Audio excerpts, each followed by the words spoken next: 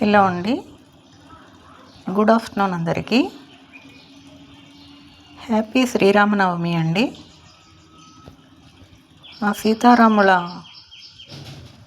కరుణా కటాక్ష వీక్షణాలు మీ కుటుంబంలోని అందరి మీద ఉండాలని నేను కోరుకుంటున్నానండి. ఒక భర్త ఎలా ఉండాలి అనేది మనం శ్రీరాముని చూసి నేర్చుకోవచ్చు. అలాగని భార్యను అనుమానించి అడవులకు పంపాలా అని ఎవరు అడగండి. ఆయనకి భార్య మీద ఉన్నది అనుమానం కాదండి. తన కర్తవ్య నిర్వహణలో భాగంగా తన భార్య పట్ల ఎవరికి ఎలాంటి సంశయాలు ఉండకూడదని ఆమెను అడవులకు పంపించాడండి ఆయన. ఆల్రెడీ అప్పటికే 14 సంవత్సరాలు వనవాసం చేస్తున్నాడు ఆయన. ఎన్నో కష్టాలు పడ్డారు.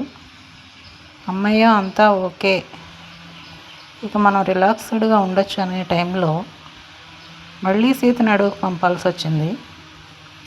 తన భార్యను ఎంతో ప్రాణానికి ప్రాణంగా ప్రేమించే భర్తకు ఇది చాలా కష్టమైన విషయం. అది భార్యను అమితంగా ప్రేమించే వారికి మాత్రమే తెలుస్తుంది. కాబట్టి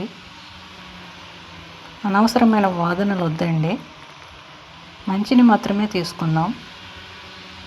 అలాగే ఒక మంచి తమ్ముడు ఎలా ఉండాలి, అన్నదమ్ములు ఎలా ఉండాలి అనేది రామలక్ష్మణులను చూసి నేర్చుకోవచ్చు. అన్నగారు అడవులకు వెళ్తుంటే ఆయనతో పాటు అడవులకు వెళ్ళిపోయాడు ఆయన. అడవులకు వెళ్ళిపోవడమే కాదు, అన్నగారికి వదిన గారికి అనుక్షణం అండగా ఉండడం కోసం ఆయన నిద్రపోకుండా అలా కాపలా కాస్తూ ఉండేవాడు.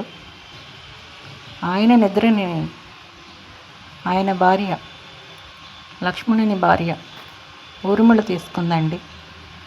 ఆవిడ 14 సంవత్సరాలు నిద్రలోనే గడుపుతుంది లక్ష్మణుడు తిరిగి వచ్చే వరకు. 14 సంవత్సరాలు ప్రేమించే భార్యకు దూరంగా ఉండటం అంటే లక్ష్మణుడికి ఇంకా కష్టంగా ఉంటుంది. రాముడికి సీత ఎప్పుడు తోడుగానే ఉంది, కానీ లక్ష్మణుడికి భార్య తోడుగా లేదు.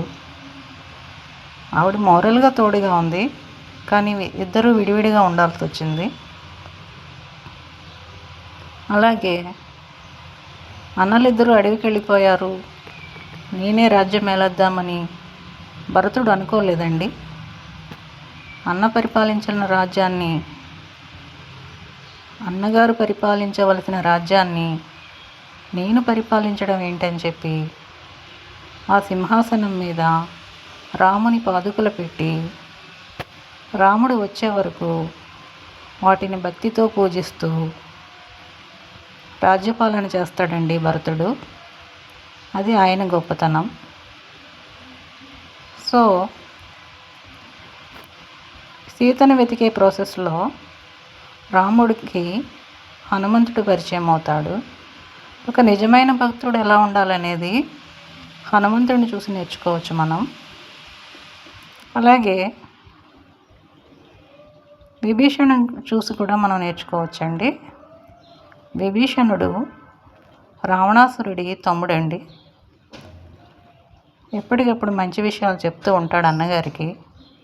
సీతను తీసుకురావడం కరెక్ట్ కాదు, రామునికి తిరిగి అప్పచెప్పమని చెప్తాడు. కానీ రావణుడు వినడు.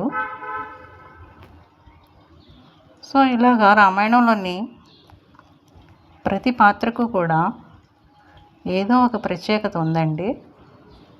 మనం చూసి వదిలేయడం కాకుండా ఎంతో కొంత నేర్చుకునే ప్రయత్నం చేస్తే వాటికి ఒక విలువ ఉంటుందండి.